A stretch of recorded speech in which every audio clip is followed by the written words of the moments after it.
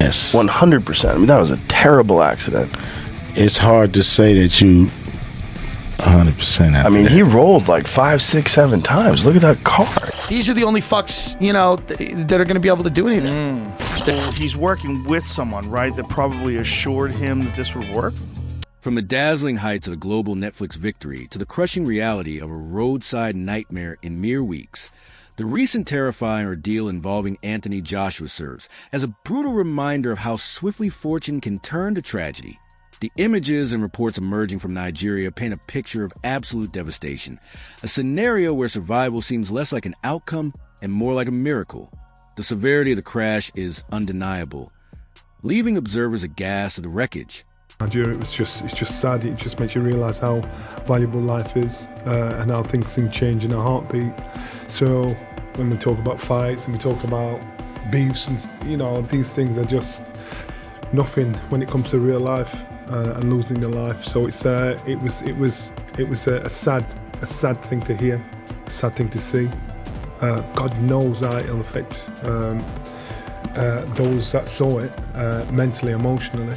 But you've got to think about these two men who were somebody's child, someone's brother, and that's what you've got to think about. As one commentator noted, looking at the mangled vehicle, the sheer violence of the incident is impossible to ignore. Yes, 100%. I mean, that was a terrible accident. It's hard to say that you 100%. I mean, he rolled like 5, 6, 7 times. Look at that car. In the immediate aftermath, the boxing world and the wider public were plunged into a state of shock, compounded by bizarre and unsettling parallels being drawn to recent events. The atmosphere turned almost conspiratorial as news broke that the FBI had conducted a raid on Jake Paul's Calabasas home around the same time as Joshua's accident. While the two events may be geographically distant, their proximity in time to the high-profile fight between Joshua and Paul led to intense speculation and furious commentary, most notably from Joe Rogan. Rogan did not mince words, suggesting a level of recklessness surrounding the Paul camp that bordered on sinister. These are the only underscore you know that are going to be able to do anything. He's working with someone, right, that probably assured him that this would work. The official reports on the raid added a layer of sterile reality to the whirlwind of rumors. The YouTube star was reportedly not present in the home when the search happened. The LA Times reporting that multiple weapons were found and taken from property. The FBI has confirmed that no arrests were made. But for Rogan, the focus remained on a human cost and the terrifying uncertainty surrounding Joshua's condition after such a violent trauma. The concern wasn't just about immediate survival, but long-term consequences. And who knows what happened to him when he survived, right? Like, did he hit his head? Did he hit his neck? Like, what is he okay? Like, is he 100% or is he always going to be a little underscore from that? The mechanics of the crash itself are terrifying in their simplicity. It wasn't a high-speed chase or a cinematic event. It was a mundane traffic maneuver turned deadly. Reports indicate a collision with a stationary object, a common yet often fatal occurrence on unforgiving roads. They ran into a stationary truck while trying to change lanes on the roads.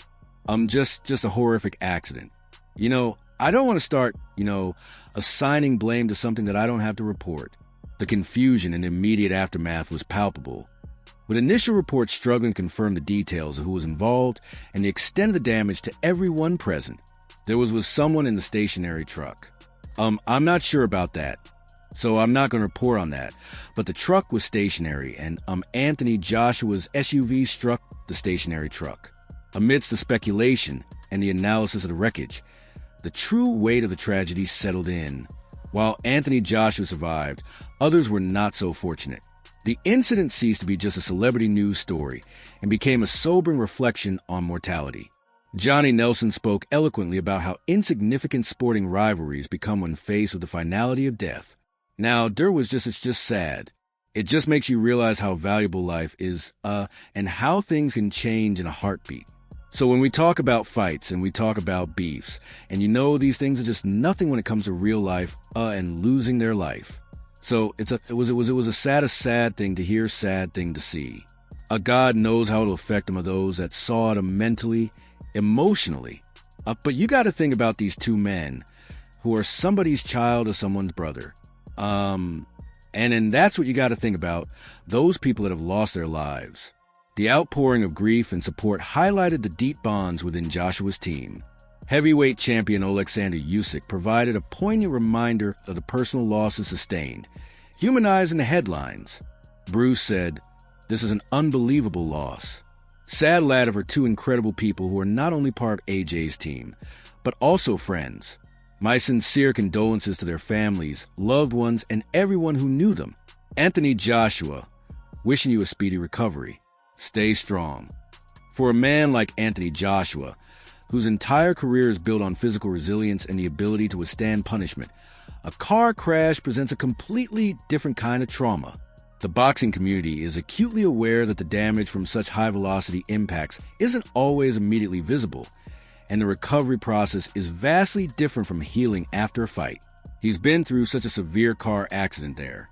Like, all right, he's lucky enough to still be alive, but underscore on this for me, his body must be going through a lot right there. This is not a man who winces in pain easily, right? He gets punched for a living. The hope now is that his legendary physical toughness will aid him in a recovery that goes beyond mere surface wounds. Eddie Hearn expressed the cautious optimism felt by many, hoping against hope that the injuries were minimal. It doesn't look like he has any major injuries as Troop, and that would be fantastic, and obviously be a very lucky boy if that was the case. But we hope that is the case.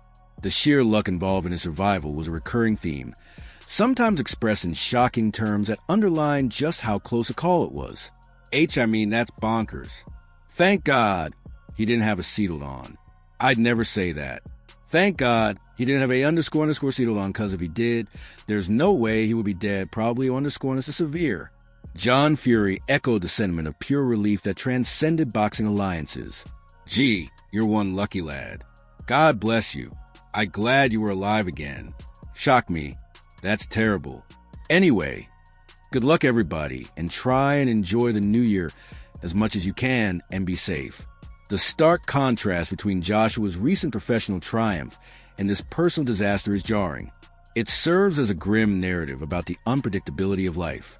Only weeks prior, he was on top of the world, having secured a massive victory and a huge payday on a global stage, handling himself with characteristic class against a provocative opponent. Weeks ago, this guy's in front of the whole world. The whole world. Netflix, millions of dollars. Breaks Jake Paul's jaw in 2 places. Decides to go back to Nigeria. Almost dies. 2 of his closest friends pass away in the accident. You never know what day. Garrett Davies reflected on this juxtaposition, noting how Joshua had played his role perfectly in the spectacle preceding the tragedy, only to face a harsh reality back home. In fact, some very interesting and germane points you make there in this moment, Raheem, that I think what I've noticed, that obviously there were a kind of panoply of opinions about inviting Jake Paul to take it back.